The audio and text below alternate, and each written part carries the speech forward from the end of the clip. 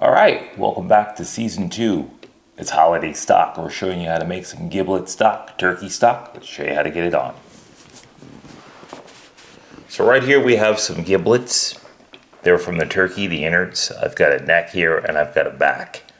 So basically if you break down your turkey, you're going to have 2 legs, 2 wings, 2 breasts, and 2 thighs. And the rest of it is what people don't eat. It's the back and the neck and the innards. So we're going to just get this on and show you how to do a quick turkey gravy. Alright, so we're on the stove. I've got some oil in here. This is just canola oil, just heating up. And I've got my backs over here, and my gizzards and my necks. Right here I have a mirepoix, celery, onions, and carrots. Just a classic mirepoix. And what I'll do is start to get my turkey necks in. Turkey neck. And my turkey backs. In any stock, you always want to brown off your meat because you want flavor. So I'm just going to put a few of those in. Going to add some gizzards in there as well too. I got some turkey gizzards, chicken gizzards. Never go wrong with too many gizzards because the doggies love them. Now just brown them off without overcrowding the pan. Now I'm not going to brown all of this off because this just makes a good stock without browning all of it off. But the majority of it, I am. So let's just put some more of this in here.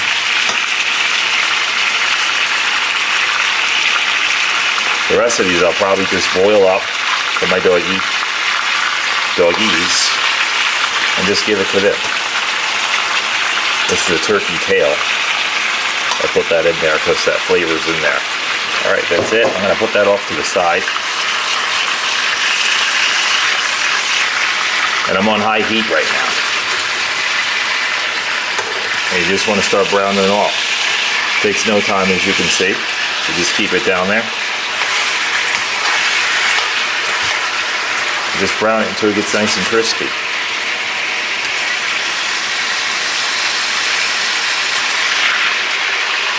Once it starts to get brown, we're going to add our onions. So we'll meet you right back here. Stick around. Don't go anywhere. Alright, so we browned up some of those gizzards. And we're just finishing off the necks and the backs. So we're just going to turn those over. Like that. And the tail. Now what I'll do is I'll start to work in some of my mirepoix.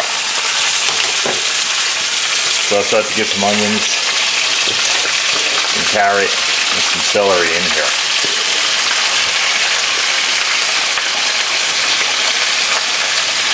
I'm going to get it all in there.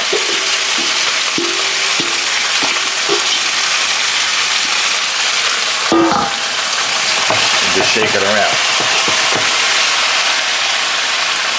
Then what I'll do from there is throw in a little bouillon.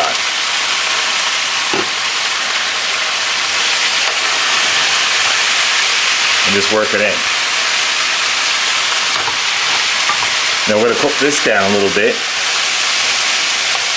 And once we start to cook this down, I'm going to add a little white wine in here, deglaze this, get all those nice bits up off the bottom, and then into our pressure cooker we're going to go with the rest of the gizzards that are in there.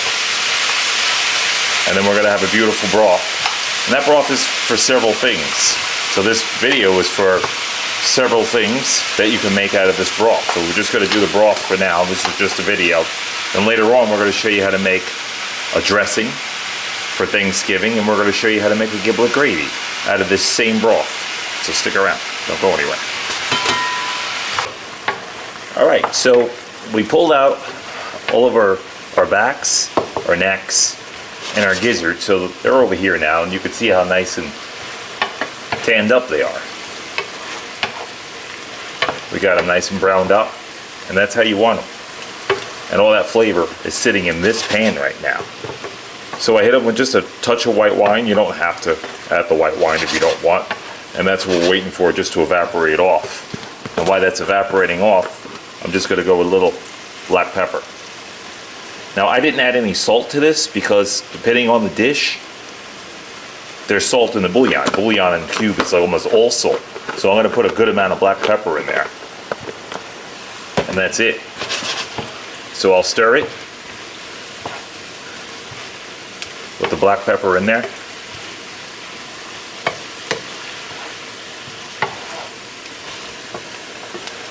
Then I'm gonna shut this off the heat. And then I'm gonna put it into my pressure cooker, which this is not in my pressure cooker yet, but it will be inside my pressure cooker. This is just the bowl from my pressure cooker. So I'm gonna put this in here. I'm gonna fill this all the way up with water until the limit. So this cooker has a limit of how much liquid you can put in here.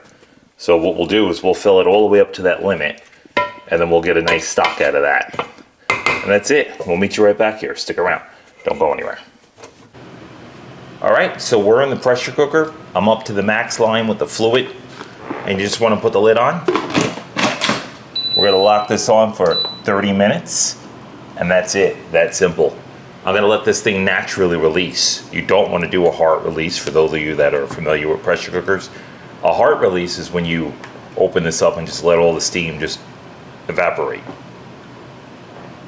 A slow release is when you basically, or a soft release is just when you just let it come down by itself.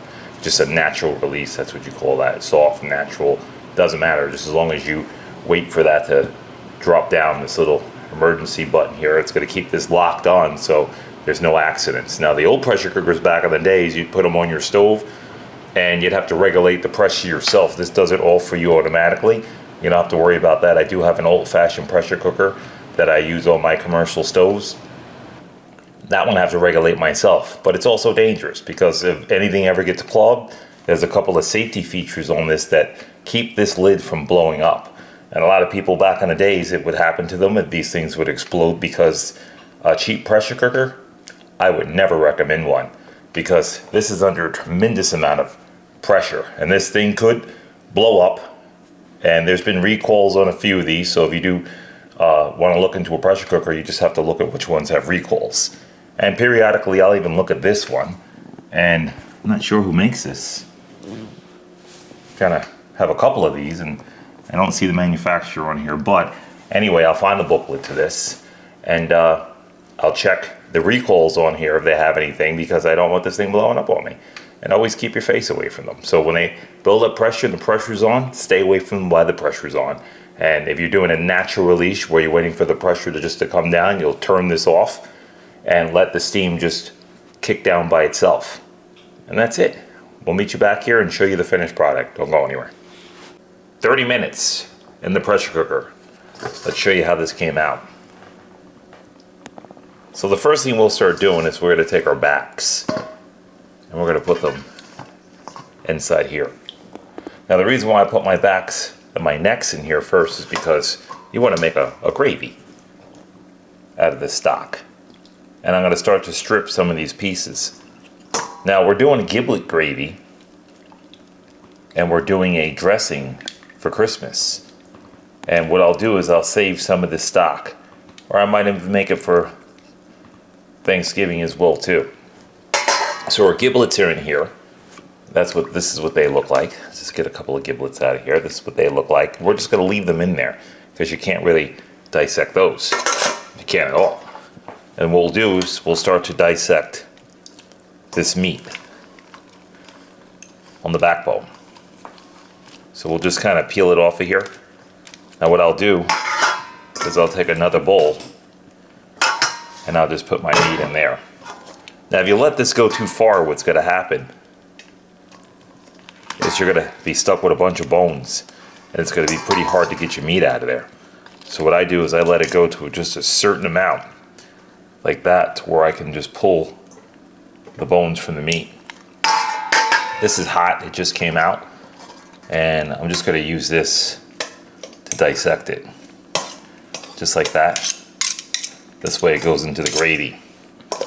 So it's going to take a little bit of time to pull all this meat off the back. Some people like the skin in there. I happen to like the skin in the gravy, so I throw some of the skin in there. And the rest of it is just, if it cools down, or when it cools down, you can take it off the bone a little bit more easier. So I like it like this because I can find my bones And that's the way I do it. Then I'll just cook it down in the gravy. And as far as the necks go, like this, just peel them apart. And again, with the necks, I can take a fork like this, and I can just pull that meat out of there. This is very hot right now, so I can't touch it with my hands, but I can take my fork and just peel the meat back like that. And that's what you want. Just take the meat, get it in here. A little time consuming, but well worth it. All right, so I'm going to show you how to do the broth now. So say this is in here, and you want to get your giblet gravy, and you don't want a lot of things in it, or you just want straight chicken broth. So what you can do is just go in here and use your ladle. I'm going to use a strainer, and I'm just going to go right over top of this, just like this. I'm going to strain it out. If you have a big strainer, you could use that too. And this way you're separating all your liquid from your meat and your gizzards and your veggies. So you go like that. When you get that drained, just put them back in. So I'll go like this, and I get the gizzards back in. That's it. So we're going to get to separating these. And I'm pulling this meat, and we'll meet you right back here. Stick around. Don't go anywhere. All right, our stock is done. Let's show you what we made. So right here we have all of the meats from the giblets. I have some in here from all the turkey, the neck, and I just chopped it all up and just made it into little bits like that. Just pulled it all off the bone. Here's all your gizzards.